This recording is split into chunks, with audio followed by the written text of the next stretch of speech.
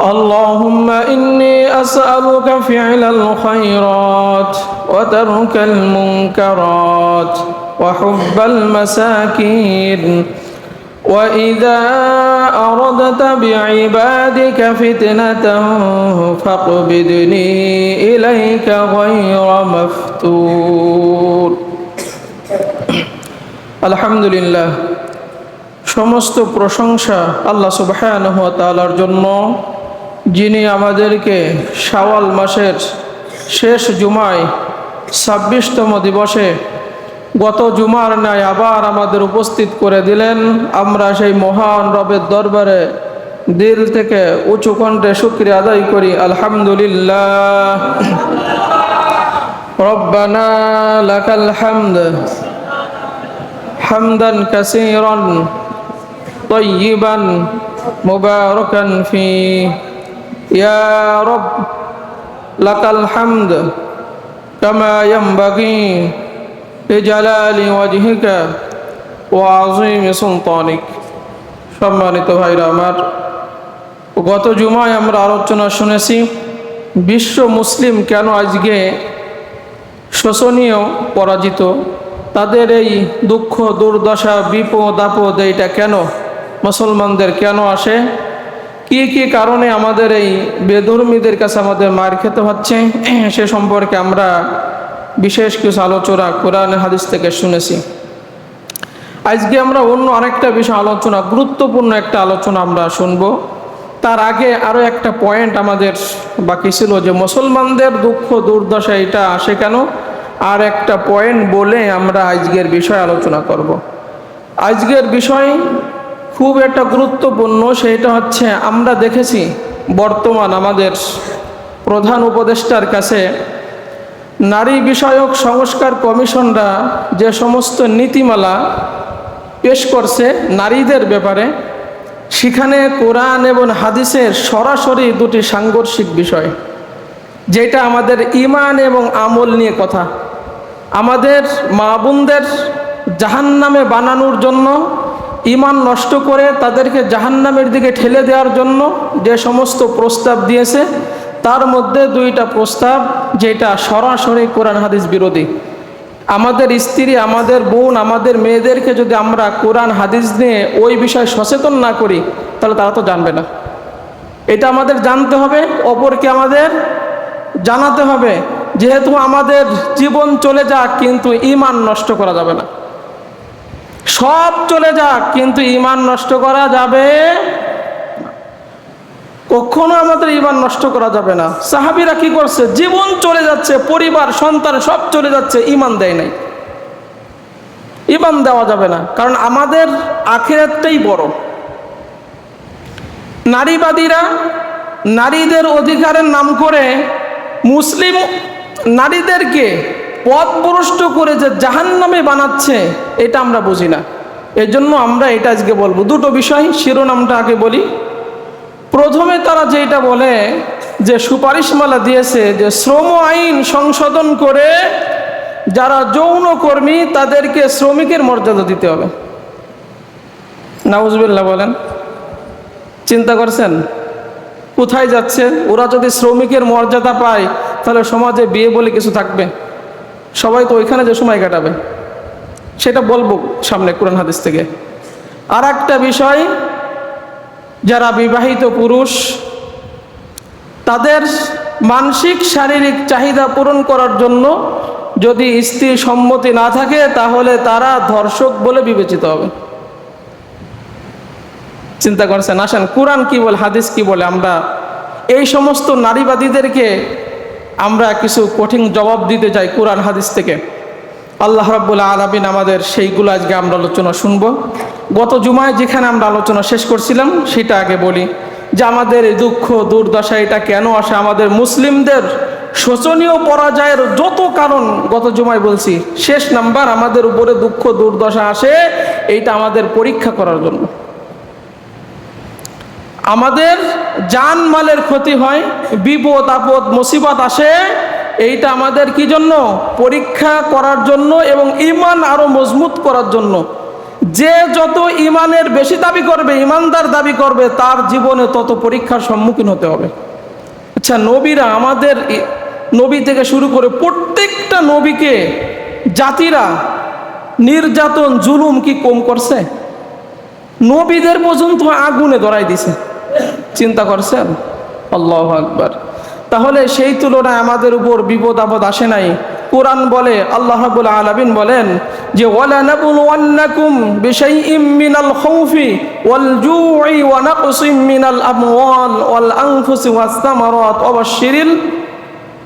ওয়াবাশশিরিস Saverin. যে তোমাদের ভয়, ক্ষুধা, জানমালের ক্ষতি, ফসলাদির ক্ষতি দিয়ে আমি আল্লাহ রাব্বুল আলামিন তোমাদেরকে পরীক্ষা করব, তবে যারা ধৈর্যশীল তাদের জন্য সুসংবাদ। অন্য আয়াতে সূরা আনকাবুতে আল্লাহ রাব্বুল আলামিন বলেন আহাসিবান নাস আইয়াতুকু আইয়াকুলু আমান্না ওয়া হুম লা ইফতানুন। তোমরা কি চিন্তা করছো যে ঈমানদার দাবি করছি, এ কথা বললে আমি তোমাদেরকে জান্নাত দিয়ে দেব? তোমরা কি এরকমটা দাবি করছো? কখনোই না। আমি অবশ্যই তোমাদের পরীক্ষা করব। যেরকম তোমাদের পূর্বের মানুষদেরকে আমি পরীক্ষা করছি কে সত্যবাদী কে মিথ্যাবাদী এটা পার্থক্য করার জন্য, যে কে প্রকৃত আল্লাহর জন্য কাজ করে, প্রকৃত ইমানদার, তাদেরকে যাচাই বাছাই করার জন্য আমি রব্বুল আলামিন তোমাদের উপরে দুঃখ, দুর্দশা, বিপদ আপদ, বেধর্মীদের টর্চার এটা দিয়ে থাকি। কিন্তু আমরা বলতে চাই, আমরা যারা আল্লাহ রাব্বুল আলামিনের প্রতি ঈমান আনছি, যে আমাদের জীবন চলে যাবে, আমরা ঈমানের পথ থেকে কখনো সরে, ফিরাউনের ঘরে থেকে আসিয়া জীবন দিয়ে দেশে, তারপরে ঈমান দেয় নাই। রাজকীয় জীবন ছেড়ে দিছে, রাজার স্ত্রী না, রাজকীয় জীবন ছেড়ে দেশে, চার পা হাত পা চারদিকে পিন আপ করছে বোর্ডের সাথে লাগাইয়া, চামড়া ছিলছে, তারপরে ঈমান দেয় নাই।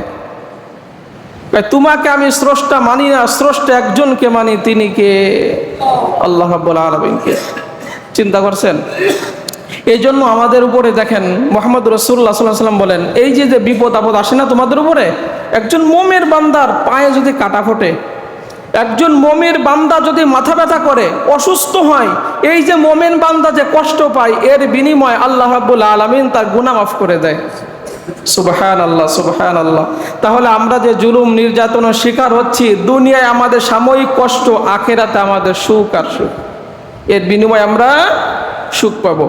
এই জন্য সম্মানিত ভাইরা আমার, আমাদের মুসলিম জাতির শোচনীয় পরাজয় আমরা গত জুমায় যা কিছু আমরা শুনেছি, ওইগুলো থেকে আল্লাহ রাব্বুল আলামিন আমাদেরকে হেফাজত করুক, আমরা বলি আমিন। ফিলিস্তিনদের জন্য আমরা দোয়া করি, আল্লাহ রাব্বুল আলামিন তাদের রাষ্ট্র ইহুদিদের কাছ থেকে আল্লাহ রাব্বুল আলামিন তাদেরকে হেফাজত করে দিক, আমরা বলি আমিন। তাহলে আজকে যে দুটো বিষয় নিয়ে আমরা, কোরআন হাদিসে যেটা সাংঘর্ষিক বিষয়, যেটা আমাদের মুসলিম মা বোনদেরকে আমাদের সচেতন করতে হবে, আমরা মসজিদ থেকে মেসেজগুলো, হাদিসগুলো, কোরআনগুলো আমরা শুনবো, বাড়িতে যে আমার স্ত্রী, পরিবার, পরিজন, মহিলারা যারা আছে তাদেরকে দাওয়াত পৌঁছাই দেব, যে নারীবাদীরা তোমাদের অধিকারের নাম করে যাই দিতে চাই, তোমাদের পথ ভ্রষ্ট করে তোমাদের শয়তানের পথে যে তোমাদেরকে জাহান্নামে নিতে চায়, অতএব ওই ফাঁদে তোমরা কেউ পা দিবা না। প্রথমে একটা বিষয় আমরা দেখেন, এটা প্রথম বিষয়টা আমরা দেখি যে শ্রমিকের আইন সংশোধন করে যদি যৌন কর্মীদেরকে শ্রমিকের মর্যাদা দেয়া হয়, সমাজে অশান্তি কমবে না বাড়বে? বৈবাহিক জীবনে অশান্তি কমবে না বাড়বে? বাড়বে না? জিনা ব্যভিচার সমাজে কমবে না বাড়বে? তো জিনা ব্যভিচার যদি সমাজে অহরহ প্রকাশ্যে হতে থাকে, তাহলে বলেন আল্লাহর আযাব, গজব, বিপদ আপদ আসবে না? আসবে। অথচ আল্লাহ সুবহানাহু ওয়া তাআলা বলেন ওয়ালা তাকরাবুজ জিনা ইন্নাহু কানা ফাহিশা ওয়া সাআ সাবিলা। খবরদার আমার বান্দারা, জিনার কাছে যাবা না, জিনার নিকটবর্তী তোমরা যাবা না। তাদের শ্রমিকের আইন সংশোধন করে শ্রমিকের মর্যাদা যদি দেয়া হয়, অবস্থাটা কি দাঁড়াবে কখনো চিন্তা করছেন? প্রকাশ্যে ওপেনে নারীদেরকে কোন পর্যায়ে তারা নিয়ে যেতে যাচ্ছে? বিবেকবান সচেতন মুসলিম প্রত্যেকটা জায়গায় তারা বসে আছে, কিন্তু কোনো কথা নাই। মুহাম্মদুর রাসূলুল্লাহ সাল্লাল্লাহু আলাইহি সাল্লাম বলেন, চারটা অবস্থায় মানুষের ঈমান থাকে না। একজন মানুষ যখন মদ পান করে তখন তার ঈমান থাকে না। একজন মানুষ যখন চুরি করে তখন তার ঈমান থাকে না। একজন মানুষ যখন ডাকাতি করে তখন তার ঈমান থাকে না। একজন মানুষ যখন জিনা করে, বিবাহ বহির্ভূত কাজ করে, তখন তার ঈমান থাকে না। তাহলে শ্রমিকের আইন সংশোধন করে যদি নারীবাদীরা যৌন কর্মীদেরকে শ্রমিকের মর্যাদা দেয়, তাহলে যুবকদের চরিত্র ধ্বংস সেখানে হবে না? যুবকরা কি করবে? জিনা ব্যভিচারে লিপ্ত হবে, টাকার বিনিময়ে জিনা ব্যভিচারে লিপ্ত হবে, তাদের ঈমানগুলো আস্তে আস্তে হারাবে। আমাদের বেঈমান বানানোর জন্য কতভাবে পায়তারা করতেছে, চিন্তা করছেন? এই জন্য মুহাম্মদ রাসূলুল্লাহ সাল্লাল্লাহু আলাইহি ওয়াসাল্লাম বলেন, যখন মানুষ জিনায় লিপ্ত হয় তখন তার ঈমান বলে কিছু থাকে না। তাহলে আমাদের একজন মুসলিম ভাই, মুসলিম বোন যদি জিনা ব্যভিচার এরকম প্রকাশ্যে আপনার শ্রমিকের মর্যাদা পেয়ে যদি এই কাজে লিপ্ত হয়, তাহলে তার ঈমান বলতে কিছু থাকবে? ওই অবস্থায় যদি সে মৃত্যুবরণ করে, তার অবস্থাটা কি হবে? এই জন্য গত জুমায় বলছিলাম না, মুসলমানদের শোচনীয় পরাজয়ের অন্যতম একটা কারণ সৎ কাজের আদেশ, অসৎ কাজের নিষেধ। তো এইটা যে অসৎ কাজ, যারা ক্ষমতাসীন, ক্ষমতার চেয়ারে বসে আছে, তারা কখনো মুখ দিয়ে কখনো কথা বলতেছে না যে তোমরা নারীবাদীরা যে প্রস্তাবটা দিছো এটা চরম অন্যায়, কোরআন বিরোধী, হাদিস বিরোধী কাজ, ইসলাম বিরোধী কাজ, এটা গর্হিত কাজ, এটা অন্যায় কাজ, বলতেছে না। এই না বলার কারণে, ওদের কারণে আমাদের সমাজে, আমাদের রাষ্ট্রে, সারা পৃথিবীতে মুসলমানরা নির্যাতনের শিকার। কারণ ওই যে অসৎ কাজের আমরা নিষেধ করতে পারছি না, আমরা বলতে পারছি না। আমরা চিন্তা করছি নামাজ পড়ে আমরা জান্নাতে চলে যাব, তাসবিহ তাহলিল পড়ে আমরা জান্নাতে চলে যাব। তাহলে মুহাম্মদুর রাসূলুল্লাহ সাল্লাল্লাহু আলাইহি সাল্লামের সাথে আবু জাহেলের কোনো সংঘর্ষ লাগতো না, ইব্রাহিম আলাইহিস সালামের সাথে নমরুদের কোনো সংঘর্ষ লাগতো না, মুসা আলাইহিস সালামের সাথে ফিরাউনের কোনো সংঘর্ষ ছিল না। যখনই দেখছে কোরআন বিরোধী, আল্লাহ বিরোধী কাজ, সাথে সাথে নবীরা প্রতিবাদ করছে, এটা করা যাবে না, এটা করতে হবে। আপনারা আমার ভাই, আপনারা আমার বোন, আপনাদের ঈমান নষ্ট হবে, আমরা চোখ বন্ধ করে থাকবো, মুখ বন্ধ করে থাকবো, আপনাদের সচেতন করবো না, এমনটা কখনো হতে পারে না। যার যার জায়গা থেকে বলিষ্ঠ কণ্ঠস্বরে বলতে হবে, তোমরা যে নারীবাদীরা যে সুপারিশমালা তোমরা করছো, যে শ্রম আইন সংশোধন করে তোমরা যৌন কর্মীদেরকে তোমরা শ্রমিকের মর্যাদা দিবা, এই দুনিয়ায় ইসলাম থাকতে, মুসলমান থাকতে এই চিন্তা কখনো বাস্তবায়ন হবে না ইনশাআল্লাহ। এরপরে দ্বিতীয় যেটা, যারা বিবাহিত তাদেরকেও ধর্ষক বানানোর জন্য তারা আরো একটা সুপারিশমালা দিছে, যে একজন পুরুষ বিবাহের পরে তার মানসিক, তার শারীরিক চাহিদা পূরণ করার জন্য আল্লাহ রাব্বুল আলামিন নারীদেরকে দিছেন। সেখানে তার মতে মিলে যদি না খাটে, সেখানে ওই ব্যক্তি, ওই পুরুষ, বিবাহিত পুরুষ ধর্ষক হিসেবে সাব্যস্ত হবে, তার জেল হাজত হবে, জরিমানা হবে। চিন্তা করছেন কখনো? এইটা কি ইসলামে কখনো সমর্থন করে?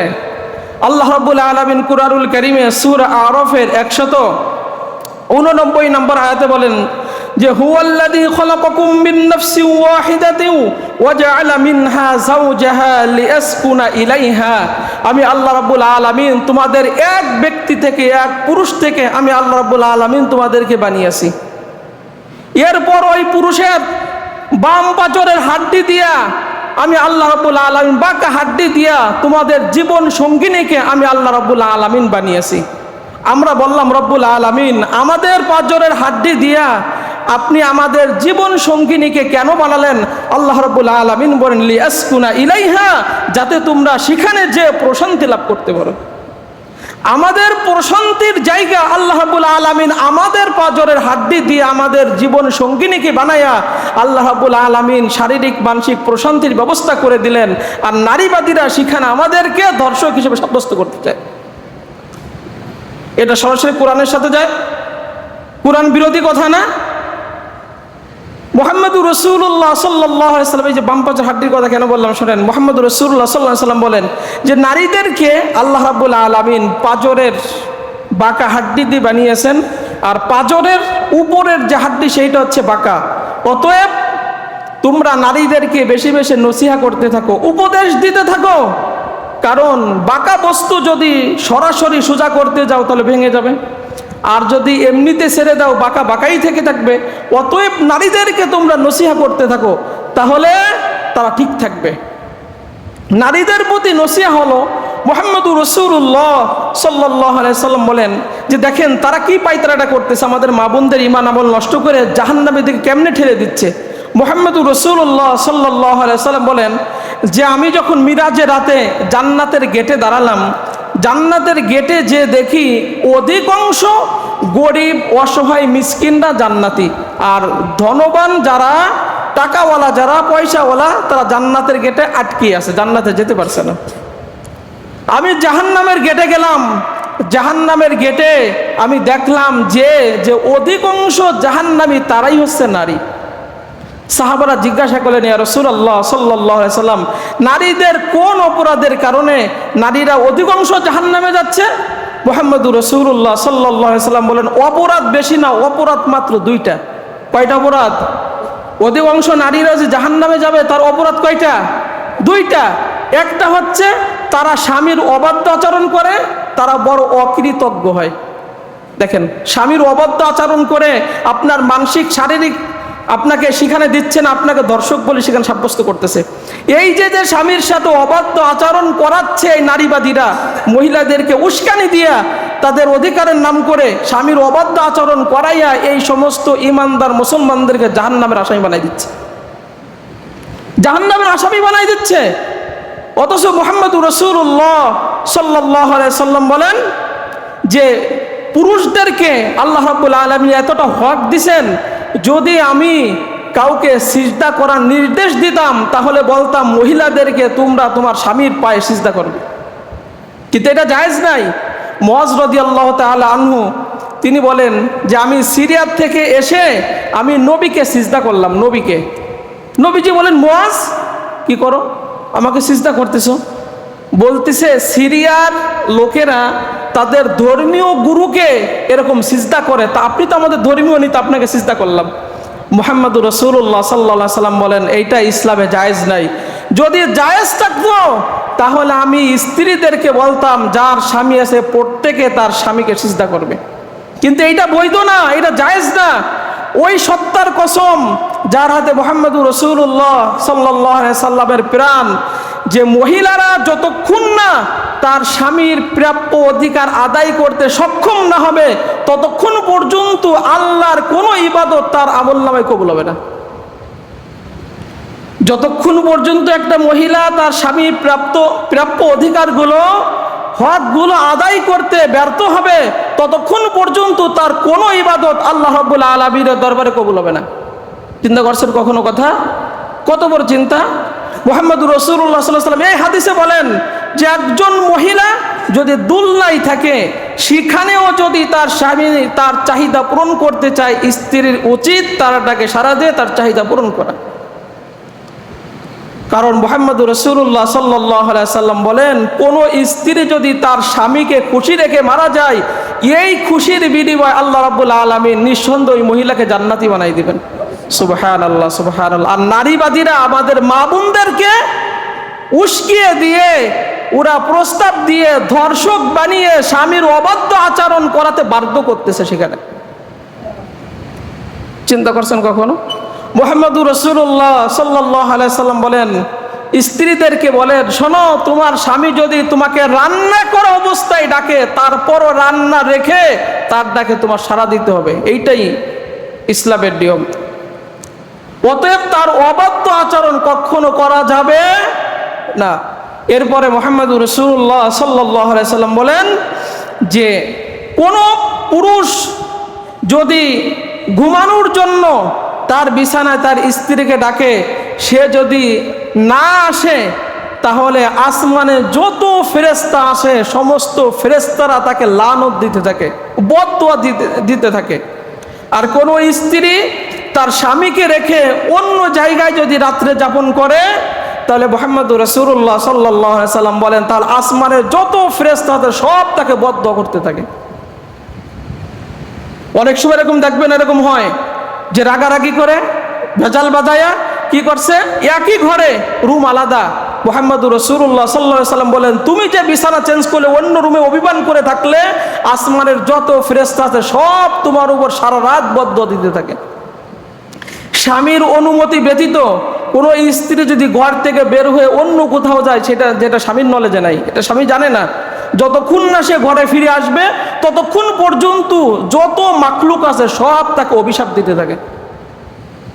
এটা তো আমাদের মা বোনদেরকে আমরা মেসেজ জানাই না, এটা তারা বোঝে না। নারীবাদীদের ফাঁদে পড়ে তাদের ঈমান আমলগুলো তারা নষ্ট করছে। এরপরে মুহাম্মদুর রাসূলুল্লাহ সাল্লাল্লাহু আলাইহি সাল্লাম বলেন, কত মারাত্মক কথা দেখেন। মুহাম্মদুর রাসূলুল্লাহ সাল্লাল্লাহু আলাইহি সাল্লাম বলেন, 3 ব্যক্তির নামাজ মাথার উপরে ওঠে না, 1 বিঘত উপরে ওঠে না। 3 ব্যক্তির নামাজ, কোন ইবাদত আল্লাহ রাব্বুল আলামিন দরবারে কবুল হয় না। 3 ব্যক্তি, তার মধ্যে প্রথম ব্যক্তি হলো পলাতক কৃতদাস। আপনি একজন গোলাম রাখছেন, একজন কৃতদাস রাখছেন, আপনি একজন কিসেন আমরা যেটা বলি, এইটা আপনার বাড়িতে আপনি রাখছেন, সে আপনাকে ফাঁকি দিয়ে আপনার ওখান থেকে পলাই চলে গেছে। ও যতক্ষণ না ফিরে আসবে আপনার বাড়িতে, আপনাকে যতক্ষণ পর্যন্ত অবগত না করাবে ততক্ষণ পর্যন্ত তার কোনো নামাজ কবুল হবে না। 2 নাম্বার হচ্ছে ওই ইমাম যে ইমামতি করে কিন্তু মুসল্লিরা তার প্রতি খুশি না, ওই ইমামের নামাজও আল্লাহ রাব্বুল আলামিনের দরবারে কিনা কবুল হয় না, মাথার 1 বিঘত পর্যন্ত উপরে ওঠে না, যদি বিনা কারণে। অনেকে শত্রুতা করে সেটা হলো ভিন্ন কথা। লোকেরা, অধিকাংশ লোকেরা যদি এটা অপছন্দ করে। 3 নাম্বার, ওই মহিলা যে মহিলাকে রাতে তার স্বামী তার বিছানায় ডাকে কিন্তু আসতে সে অস্বীকার করে, মুহাম্মদুর রাসূলুল্লাহ সাল্লাল্লাহু আলাইহি সাল্লাম বলেন, ওই স্ত্রীর, ওই মহিলার, ওই নারীর ইবাদত মালা নামাজ রব্বুল আলামিনের দরবারে পৌঁছায় না, মাথার 1 বিঘত উপরে ওঠে না। তাহলে নারীবাদীরা পুরুষদেরকে ধর্ষক সাব্যস্ত করে মতে মিলে খাটবে না, তার অবাধ্য আচরণ করে জাহান্নামী বানাচ্ছে, তার সমস্ত ইবাদত মালা নষ্ট করাই দিচ্ছে। এই দিকে আমাদের মহিলাদের সচেতনতা নাই, এই দিকে আমাদের খেয়াল নাই। এইটা আমাদের মা বোনদেরকে আমরা এই মেসেজগুলো জানাতে পারি না। এরপরে পুরুষ আমরা যারা আছি, আরেকটা দেখেন, এর মধ্যে আরেকটা হাদিস বলে দিই, এটা আপনারা জানাবেন আপনাদের ছেলে আপনাদের মেয়েদেরকে, বাড়ির মহিলাদেরকে, এটা আপনারা মেসেজগুলো পৌঁছাই দিবেন যে নারীবাদীদের ফাঁদে পা দেওয়া যাবে না। ইসলাম তোমাকে যে সম্মান, ইসলামে নারীর যে অধিকারগুলো দিয়েছে, এর থেকে অন্য কোনো ধর্ম, অন্য কোনো ব্যক্তি, অন্য কোনো সংস্থা কোনো মহিলাকে এরকম অধিকার কখনো দেয় নাই, কিন্তু এটা নারীরা বোঝে না। এরপরে মুহাম্মদুর রাসূলুল্লাহ সাল্লাল্লাহু আলাইহি সাল্লাম বলেন, কোন নারীর স্বামী যদি বাড়িতে উপস্থিত থাকে ইবাদতের ক্ষেত্রে, নফল নামাজ আর নফল রোজা সে রাখতে পারবে না। যদি রাখতে হয় স্বামীর পারমিশন নিয়ে নফল রোজা নফল নামাজ পড়তে হবে, তাছাড়া নারীরা পারবে না। ইবাদতের ক্ষেত্রে চিন্তা করছেন কতটা দিছে অধিকার আল্লাহ রাব্বুল আলামিন। কারণ আল্লাহ রাব্বুল আলামিন বলেন, হুয়াল্লাযী খলাকাকুম মিন নাফসিন ওয়াহিদাতিন ওয়া জাআলা মিনহা যাওজাহা লিয়াসকুনা ইলাইহা। আমি তো নারীদেরকে সৃষ্টি করছি তোমাদের বাম পাজরের হাড্ডি থেকে, এক পুরুষ সৃষ্টি করছি, তারপরে নারীদেরকে সৃষ্টি করছি। আমি তোমাদেরকে যে বানালাম, নারীদেরকে যে বানালাম তোমাদের প্রশান্তি দেওয়ার জন্য, মানসিক শারীরিক প্রশান্তি দেওয়ার জন্য আমি আল্লাহ রাব্বুল আলামিন নারীদেরকে বানিয়েছি। অতএব এই নারী আমার ইবাদতের ক্ষেত্রে তার স্বামী যদি উপস্থিত থাকে নফল রোজা রাখতে পারবে না, নফল নামাজ পড়তে পারবে না। আল্লাহ বলছেন আমার ইবাদত এইটা, যদি পড়তে হয় তার পারমিশন নাও। ফরজের ক্ষেত্রে না, নফলের ক্ষেত্রে। চিন্তা করছেন? এরপর আমরা বলবো যে ইসলামে একটা নারীর যে কত মৌলিক অধিকার দিছে এটা আমরা বুঝি না।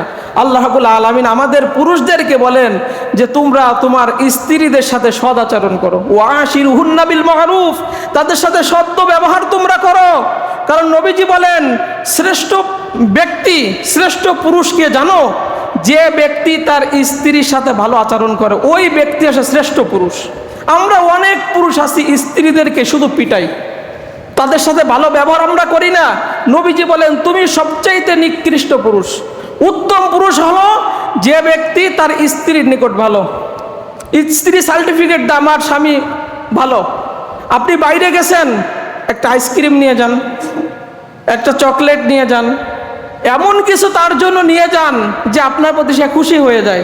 কিন্তু আমরা তার থেকে শুধু নিতে চাই, কিন্তু তাদেরকে আমরা কিছু গিফট হাদিয়া এটা আমরা দিতে চাই না। এই নারীদের বৈবাহিক জীবনে কতটা সুন্নাত আমি শুধু একটা জুমাই আপনাদের শোনাইছি, কতগুলো সুন্নাত, এর জন্য আমি ওই দিকে আর বললাম না। এরপরে মুহাম্মদুর রাসূলুল্লাহ সাল্লাল্লাহু আলাইহি সাল্লাম বলেন, শোনো, তোমরা যদি এরকম দুনিয়াতে একটা জান্নাত, শান্তি, প্রশান্তি, মানসিক শান্তি, শারীরিক শান্তি যদি তোমরা পেতে চাও, তাহলে কি করবা? আদ-দুনিয়া কুল্লুহা মাতা ওয়া খায়রু মাতা'id দুনিয়া আল মারওয়াতুস সালিহা। দুনিয়ার সব ভোগের জিনিস, উত্তম ভোগের জিনিস একজন নেককার, পরেজগার, দিনদার স্ত্রী। আমরা বিবাহের ক্ষেত্রে আমরা এই দিনদারিত্বকে প্রাধান্য দিই না। এই প্রাধান্য না দেওয়ার কারণে আমরা সাদা চামড়া দেখছি, টাকাওয়ালা পয়সাওয়ালা শ্বশুর বাড়ি দেখছি, সেই দিকে আমরা যে সাংসারিক জীবনে অশান্তির শেষ নাই। এরপরে পরকীয়া তো আছেই স্বামী স্ত্রীর মাঝে। অথচ মুহাম্মদুর রাসূলুল্লাহ সাল্লাল্লাহু আলাইহি ওয়াসাল্লাম বলেন, তোমার ঘরকে যদি তুমি ভালো রাখতে চাও, তোমার পরিবার পরিজনকে যদি আরো ভালোভাবে রাখতে চাও, তোমার ঘরে একজন দিনদার স্ত্রী নিয়ে আসো। বিবাহ করো ধন সম্পদ দেখে, সৌন্দর্য দেখে, বংশ দেখে, দিনদার দেখে, তবে ফাজফার বিজাতিদ দিন তারিবাত এদাকা, দিনদারিত্বকে প্রাধান্য দাও, তাহলে কল্যাণের সব দরজা আল্লাহ রাব্বুল আলামিন তোমার জন্য খুলে দেবে। কিন্তু আপনি ঘরে তো নিয়ে আসছেন অকল্যাণের জিনিস, তার মধ্যে দিনের কোনো বুঝ নাই, কোরআন পড়তে পারে না, নামাজ পড়তে পারে না, এই জন্য তো সে ওইখানে স্লোগান দেয়, আপনাকে দর্শক হিসেবে বিবেচিত করে। তারাই তো ওইখানে নারীবাদীরা, এই সমস্ত নারীরা স্বামী থেকে বিচ্ছিন্ন হয়ে তারা ওইখানে অধিকার আদায়ের নামে আরো অনেক ইমানদার নারীদেরকে পথভ্রষ্ট করতেছে, জাহান্নামের আসামি করতেছে। এই জন্য আমাদের উচিত, ছেলে যখন আমি বিয়ে দেব, আমি আমার ঘরে দিনদার একজন পুতির বউ নিয়ে আসবো। আমি যখন বিয়ে করবো একজন দিনদার, ইমানদার, পরেশগার, এরকম একজন স্ত্রী আমার ঘরে নিয়ে আসবো। আমার ঘর আল্লাহ রাব্বুল আলামিন একটা মিনি জান্নাত বানাই দিবেন। এরপরে মুহাম্মদুর রাসূলুল্লাহ সাল্লাল্লাহু আলাইহি সাল্লাম বলেন যে যখন এই স্বর্ণ এবং রূপার সমালোচনায় আল্লাহ রাব্বুল আলামিন আয়াত নাজিল করলেন যে জমা রাখলে এই শাস্তি হবে, সাহাবারা বললেন, ইয়া রাসূলুল্লাহ সাল্লাল্লাহু আলাইহি সাল্লাম, তাহলে আমরা কি জমা করতে পারি? নবীজি 3টা অপশন দিলেন। 1 নাম্বার বললেন কলবাং শাকিরা, এমন একটা কলব, এমন একটা দিল, অন্তর তুমি অর্জন করো যে দিল সুখে থাকে, দুঃখে থাকে, সর্বহালাতে শুকরিয়া আদায় করে কার। এমন একটা দিল তুমি অর্জন করে, এটা তোমার জীবনের বড় সম্পদ। আপনি খাবার খাইছেন, খাবার খেয়ে পান্তা ভাত খাইছেন মরিচ দিয়ে, তারপরে আপনি আল্লাহর শুকরিয়া আদায় করেন, আলহামদুলিল্লাহ যে আল্লাহ আমি পান্তা ভাত মরিচ দিয়ে হলেও খাইছি। কিন্তু অনেক বান্দা অসুস্থতার কারণে ভাত খেতে পারছে না, কিন্তু আল্লাহ আপনি আমাকে তো খাওয়াইছেন, আলহামদুলিল্লাহ। এই যে একটা মানসিকতা, এরকম একটা সম্পদ, দিল, কলিজা আপনি যদি অর্জন করতে পারেন, ওইটা আপনার জীবনে শ্রেষ্ঠ। মুহাম্মদুর রাসূলুল্লাহ সাল্লাল্লাহু আলাইহি সাল্লাম বলেন, যারা খাবার শেষ করে এই আল্লাহর শুকরিয়া আদায় করে আলহামদুলিল্লাহ, সারা রাত নামাজ পড়লে, সারাদিন রোজা রাখার সমতুল্য সওয়াব ওই ব্যক্তি পেয়ে যায়। 2 নাম্বার নবীজি বললেন ওয়া লিসানান যাকিরা, এমন একটা জিহ্বা তোমার থাকবে যে জিহ্বা সর্বদা জিকির করবে কার? উঠতে বসতে চলতে ফিরতে সুবহানাল্লাহ, আলহামদুলিল্লাহ, ওয়ালা ইলাহা ইল্লাল্লাহ, সুবহানাল্লাহি ওয়া বিহামদিহি সুবহানাল্লাহিল আযীম। এরপরে মুহাম্মদুর রাসূলুল্লাহ সাল্লাল্লাহু আলাইহি সাল্লাম বলেন, যেটা আমি বলতে চাচ্ছিলাম, 3 নম্বরে বলেন এমন একজন স্ত্রী তুমি সিলেক্ট করো, নিয়ে আসো তোমার ঘরে, যেইটা তোমার আখিরাতের কাজে তোমাকে সহযোগিতা করে। আমার আপনার কয়জনের স্ত্রী আছে যে আখিরাতের কাজে সহযোগিতা করছে? ওজুর পানি আগাই দিচ্ছে, জাই নামাজ আগাই দিচ্ছে, তাসবিহগুলো আগাই দিচ্ছে, কোরআন তিলাওয়াত করব, কোরআন আমার জন্য আগাই দিচ্ছে, ছেলে মেয়েদেরকে কোরআন পড়ানো শিখাচ্ছে, নামাজ পড়ানো শিখাচ্ছে। দিনের প্রত্যেকটা সেক্টরে আপনার স্ত্রী, কয়জনের স্ত্রী এরকম সহযোগিতা আপনাকে করে? মুহাম্মদুর রাসূলুল্লাহ সাল্লাল্লাহু আলাইহি সাল্লাম বলেন, নারীবাদীদের হাত থেকে যদি আমাদের বাঁচাতে হয়, তাহলে আপনার ঘরে আখিরাতে আপনাকে সহযোগিতা করে এমন একজন স্ত্রী, এমন একজন কন্যা আপনি নিয়োগ করে দেন, বানাই দেন। আপনার কন্যা পরের ঘরে যাবে, আপনি ওরকম আপনার জামাইকে, তার স্বামীকে সে আখিরাতের সহযোগী হবে, এরকম একজন কন্যা পিতা এসে আপনি তৈরি করে দেন। আল্লাহ রাব্বুল আলামিন আজকে আমরা সংক্ষিপ্ত কথায় যতটুকু শুনেছি আল্লাহ রাব্বুল আলামিন আমাদের এইগুলো আমল করার তৌফিক দান করুক। মৌলিক যে কথাটা আমরা বলছিলাম যে এই নারী বিষয়ক সংস্কার কমিশনরা যে দুইটা আইন দিছে, সুপারিশ করছে, কোরআন হাদিসের সাথে সম্পর্ক একদম সরাসরি সাংঘর্ষিক। এক নম্বর হচ্ছে যৌন কর্মীদেরকে তারা কি করতে চায়, শ্রমিক আইন সংশোধন করে শ্রমিকের মর্যাদা দিতে চায়। এটা আমরা কখনো মেনে নিব না, মুসলিম দেশে কখনো আমরা এটা মেনে নিব না। দুই নাম্বার, বিবাহিত পুরুষরা নারীর অমতে যদি শারীরিক চাহিদা মিটাতে চায় তাহলে তারা ধর্ষক হিসেবে বিবেচিত হবে। এইটা কোরআন হাদিস কখনো সমর্থন করে, যে হাদিসগুলো এতক্ষণ ধরে বললাম। তা আল্লাহ রাব্বুল আলামিন আমাদের এর থেকে বাঁচিয়ে আমাদের মা বোনদের, মুসলিম মা বোনদেরকে ঈমান রক্ষা করা তৌফিক দান করুক, আমরা বলি আমিন। আরেকটা দাওয়াত, যেহেতু আমাদের এই মসজিদে আপনারা জানেন যুবকদের উদ্যোগে আপনাদের সবার সার্বিক সহযোগিতা নিয়েই আজকে একটা বাৎসরিক মাহফিলের আয়োজন করা হয়েছে। আপনারা সকলেই উপস্থিত হয়ে এটাকে সাফল্যমণ্ডিত করবেন। আল্লাহ তাআলা এটা কবুল করুক, আমরা বলি আমিন। যারা সুন্নাহ